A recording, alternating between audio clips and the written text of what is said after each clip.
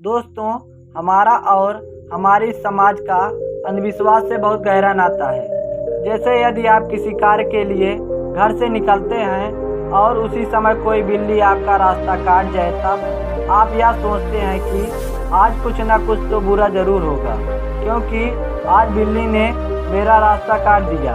आपके मन में ऐसे न जाने कितने विचार उत्पन्न होने लगते हैं। कई बार तो ऐसा व्यू देखने को मिलता है कि हमारा अंधविश्वास हमारे रास्ते की अड़चन बन जाती है।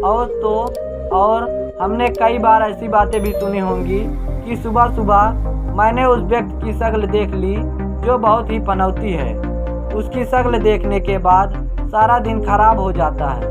कुछ न कुछ तकलीफें उत्पन्न हो जाती है, कुछ न कुछ समस्याएं जरूर उत्पन्न होंगी। आज का मेरा पूरा दिन खराब हो जाएगा।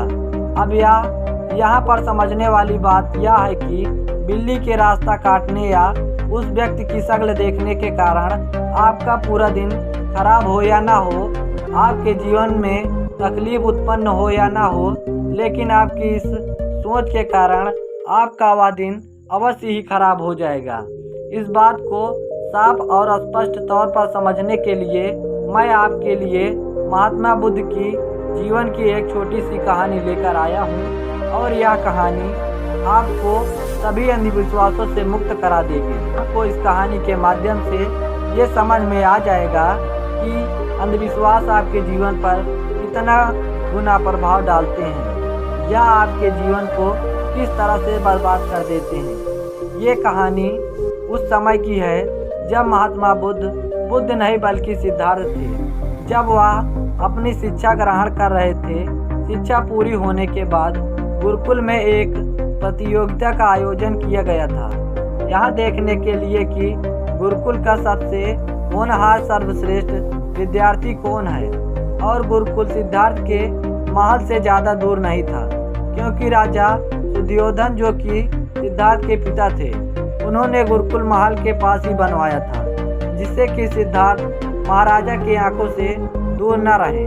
और उसका कारण यह था कि असीमित मुनि की हुई भविष्यवाणी असीमित मुनि से सिद्धार्थ के जन्म के समय ही ये भविष्यवाणी कर दी गई थी कि सिद्धार्थ बड़े होकर एक सन्यासी बनेंगे, एक साधु बनेंगे। परंतु राजा सुद्योधन ऐसा नहीं चाहते थे, इसलिए उन्होंने घर वो प्रयास किए थे जिससे कि सिद्धार्थ को हर एक ऐसी चीज़ों से दूर रखा जा सके जिससे उनके मन में कभी भी वैराग्य उत्पन्न ना हो सके। वैराग्य का अर्थ यह होता है कि आपके भीतर सही प्रश्न पैदा होना, जैसे ये जीवन क्या है, क्यों है, मैं कौन हूँ और मृत्यु क्या है।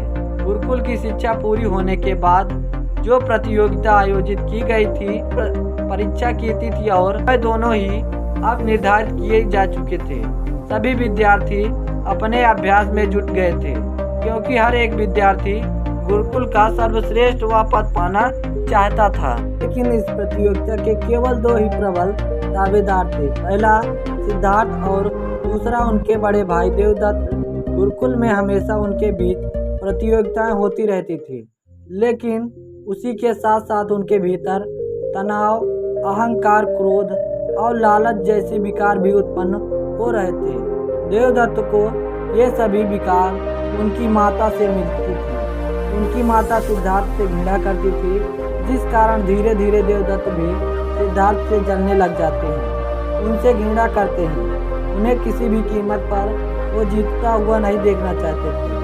सभी लोग अपने अभ्यास में जुटे हुए थे और धीरे धीरे एक एक दिन बीतता रहा, और एक एक दिन बीतने के साथ प्रतियोगिता का वह समय भी नज़दीक आ गया। यह प्रतियोगिता 3 चरणों में पूरी होती है। पहले चरण में सिद्धार्थ देवदत्त से जीत जाते हैं, दूसरे चरण में सिद्धार्थ हार जाते हैं और देवदत्त जीत जाते हैं, और तीसरे चरण में सिद्धार्थ और देवदत्त का आमना सामना होता है। लेकिन तीसरे चरण में पहले कुछ ऐसा होता है जिसे आपको समझना आवश्यक है। देवदत्त की माता मंगला यह जानती थी कि उनका बेटा देवदत्त सिद्धार्थ की बराबरी नहीं कर सकते। देवदत्त के अंदर वह प्रतिभा नहीं है, जिस कारण वह सिद्धार्थ के खिलाफ एक षड्यंत्र रचती हैं ताकि सिद्धार्थ इस प्रतियोगिता में हार जाए और उनका बेटा देवदत्त इस प्रतियोगिता का विजेता बने। तीसरे चरण में यह प्रतियोगिता का दंड चरण थी और दंड प्रतियोगिता का अर्थ यह होता है कि प्रतियोगिता दोनों प्रतिभागी एक दूसरे से दंड हारने की कोशिश करेंगे। इस प्रतियोगिता के पहले देवदत्त की माता मंगला एक ऐसी औरत के पास जाती हैं जो जादू टोना किया करती थी। उस औरत से जाकर कहती है, मेरा पुत्र कल एक प्रतियोगिता में भाग लेने वाला है और मैं यह चाहती हूँ कि वह सिद्धार्थ को हराकर इस प्रतियोगिता का विजेता बने। मैं चाहती हूँ कि मेरा पुत्र इस प्रतियोगिता में जीते। जो कुछ ऐसा कीजिए कि जिससे सिद्धार्थ हार जाए और मेरा बेटा इस प्रतियोगिता का विजेता बन जाए। यह सुनकर वो और मंगला को एक कील देती है और मंगला से कहती है कि इस कील को सिद्धार्थ के डंडे में गाड़ देना, जिससे सिद्धार्थ कुछ भी नहीं कर पाएगा। उसका ये डंडा चल नहीं पाएगा और वह उस प्रतियोगिता को हार जाएगा। मंगला उस औरत की इस बात पर अत्यधिक प्रसन्न हो जाती है और उस कील को ले जाकर खुशी खुशी राजा सिद्धार्थ के डंडे में गाड़ देती है। अगले दिन प्रतियोगिता शुरू हो जाती है। देवदत्त पहला वार करते हैं, लेकिन सिद्धार्थ देवदत्त के इस वार को रोक लेते हैं। देवदत्त इसी प्रकार दूसरा वार करते हैं। सिद्धार्थ बाकी वार भी देवदत्त के दूसरे वार को भी रोक लेते हैं। इसी तरह देवदत्त तीसरे वार करते हैं और सिद्धार्थ केवल उनके वार को रोकते हैं। ऐसा कई बार तक यूं ही चलता रहा। देवदत्त लगातार वार पे वार किए रहे थे। सिद्धार्थ उस वार को केवल रोक रहे थे। ऐसा नहीं था कि सिद्धार्थ देवदत्त को आ नहीं सकते थे, बल्कि वह तो अपने बड़े भाई का अपमान नहीं करना चाहते थे। यह सब देखकर राजा सुद्योधन भी अत्यधिक दुखी थे, क्योंकि वह चाहते थे कि उनका पुत्र अर्थात सिद्धार्थ इस प्रतियोगिता को जीते। पिता राजा थे और सिद्धार्थ युवराज, इसलिए उस राज्य की प्रजा भी यह चाहती थी कि युवराज सिद्धार्थ ही इस प्रतियोगिता में जीत हासिल करें। लेकिन यह सिद्धार्थ जीतने का प्रयास कर ही नहीं रहे थे। वह तो केवल अपने बड़े भाई का अपमान नहीं करना चाहते थे, वह केवल उनके वारों को रोक रहे थे। वह अपने बड़े भाई का आदर कर रहे थे। लेकिन यह सब देखकर मंगला अत्यधिक खुशी थी। उसे लग रहा था कि वह औरत का किया हुआ जादू टोना असर कर रहा है। अब उसका बेटा ही अर्थात देवदत्त ही इस प्रतियोगिता को जीत जाएगा। लेकिन तभी सिद्धार्थ के गुरु वहां पर जाते हैं और सिद्धार्थ से कहते हैं, बेटा यहाँ से जा रहा हूँ क्योंकि तुम मेरे सिखाए हुए गुण का अपमान कर रहे हो। तुम मेरी दी हुई शिक्षा का अपमान कर रहे हो और मैं इतना अपमान सहन नहीं कर सकता। इतना कहकर सिद्धार्थ के गुरु वहाँ से जाने लगते हैं। तभी सिद्धार्थ उन्हें रोकते हैं और कहते हैं कि अब ऐसा नहीं होगा। जैसे ही प्रतियोगिता फिर से आरंभ की जाती है, सिद्धार्थ अपना दंड उठाते हैं और केवल कुछ क्षणों में देवदत्त को पराजित कर देते हैं। चारों तरफ सिद्धार्थ के नाम की जय जयकार होने लगती है। सिद्धार्थ के पिता और सिद्धार्थ के गुरु बहुत ही प्रसन्न होते हैं। सिद्धार्थ अपने बड़े भाई से क्षमा मांगते हैं और कहते हैं, ये सब गुरु की आज्ञा पर करना पड़ा, इसलिए मुझे माफ करें। लेकिन देवदत्त अपनी हार पर आग बबूला हो चुके थे। वह वहां से तुरंत ही चले जाते हैं और देवदत्त की माता मंगला को भी समझ में नहीं आता कि आखिर ऐसा कैसे हो गया। सिद्धार्थ इस प्रतियोगिता को कैसे जीत सकते हैं? वह गुरुकुल के सर्वश्रेष्ठ विद्यार्थी कैसे बन सकते हैं?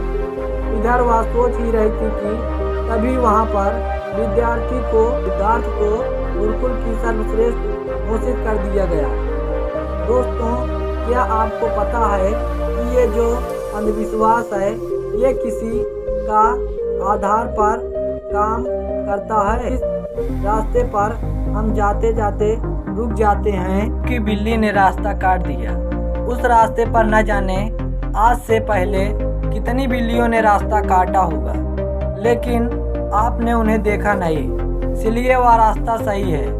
लेकिन जब आप सामने से किसी बिल्ली ने उस रास्ते को काट दिया तो रास्ता गलत हो गया, वह रास्ता आपके लिए दुखों का कारण बन गया।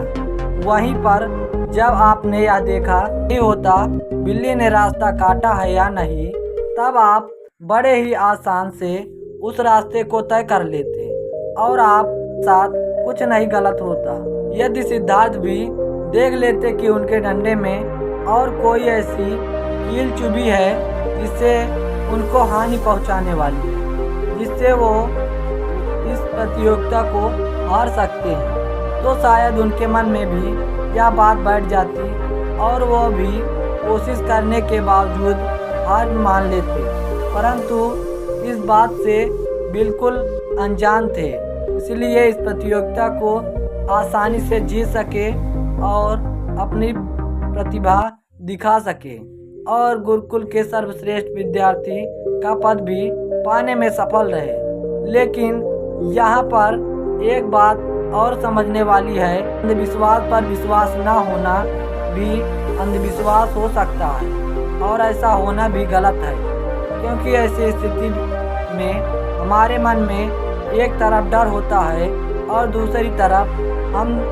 ये देखने का प्रयास कर रहे होते हैं कि हम इस बातों पर यकीन नहीं करते और हम जो कुछ कह रहे हैं वही सच होगा। इसलिए ऐसी स्थितियाँ और भी ज़्यादा खतरनाक हो सकती हैं। इसलिए न तो अंधविश्वास पर यकीन करें और ना ही अंधविश्वास को गलत दिखाने की कोशिश करें, क्योंकि अक्सर ही ऐसा गलतियाँ करते हैं। दूसरों को ये दिखाने में हम इन बातों पर यकीन नहीं करते, लेकिन ऐसी स्थिति हमारे लिए और भी ज़्यादा हानिकारक हो सकती है।